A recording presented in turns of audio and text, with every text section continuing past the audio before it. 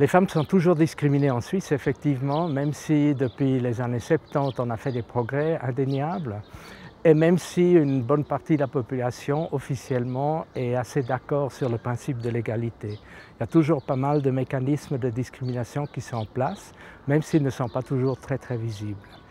Un, par exemple, qui est vraiment parmi les mécanismes cachés, c'est ce que j'appelle la typification sexuelle des métiers, qui s'observe déjà au moment de la formation professionnelle, d'ailleurs aussi au niveau universitaire, pas seulement au niveau de l'apprentissage, et qui est repris automatiquement, pour ainsi dire, dans le marché du travail. Dès que les gens ont leur CFC, ils entrent dans le marché du travail spécifique à leur formation, qui porte toujours l'étiquette de leur sexe.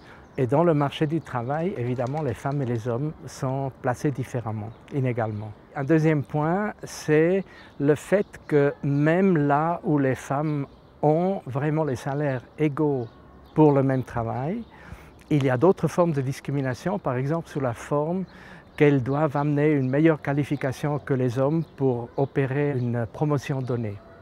Les hommes sont aussi discriminés dans un certain sens. Moi, j'aime bien distinguer deux aspects de la discrimination de genre. L'un est l'inégalité par rapport à laquelle les hommes, en général, sont privilégiés par rapport aux femmes. Mais l'autre est tout aussi important, c'est la différence sexuelle, le fait qu'on est souvent, avant toute autre chose, en quelque sorte, le mannequin de son sexe. On est défini par son sexe et pas par ses qualités personnelles, son profil, son histoire, etc. Et à cet égard, c'est un carcan pour les hommes tout autant que pour les femmes.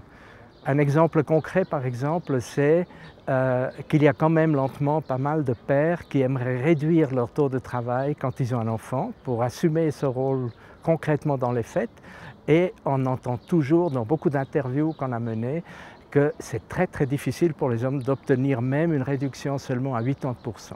C'est peut-être plus difficile pour les femmes d'accéder à des métiers d'hommes qu'inversement, mais c'est difficile dans les deux sens, c'est tout à fait net, avec là aussi une différence qui est en cohérence avec ce que je viens de dire, c'est-à-dire il est plus intéressant pour les femmes d'entrer dans des métiers d'hommes que pour des hommes d'entrer dans des métiers de femmes, parce que les métiers de femmes sont moins bien notés dans le monde du travail que les métiers d'hommes. L'inégalité n'est pas particulièrement forte dans un secteur particulier, dans un spécifique, elle est un peu partout. Et ce qui est particulièrement important et aussi pernicieux, c'est qu'il y a énormément d'interdépendance entre les secteurs, famille, politique, profession, formation, etc. Donc ce serait relativement arbitraire d'isoler un seul secteur pour dire « ça c'est le secteur principal ». Il y a des cantons où l'ambiance politique est plus favorable à l'égalité et d'autres où elle est moins favorable. Il y a des différences cantonales importantes, il y a des différences ville-campagne très importantes, il y a des différences entre couches sociales, un peu moins, mais aussi entre les régions linguistiques, etc. Donc il n'y a pas un profil simple de l'égalité ou de l'insistance sur l'inégalité. Il y a pas mal de solutions pour améliorer la situation par rapport à l'égalité.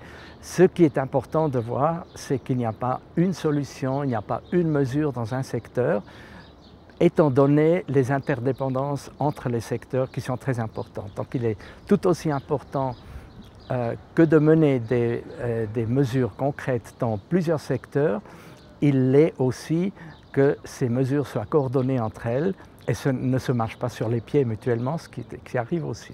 Coordination entre cantons, coordination entre secteurs d'activité.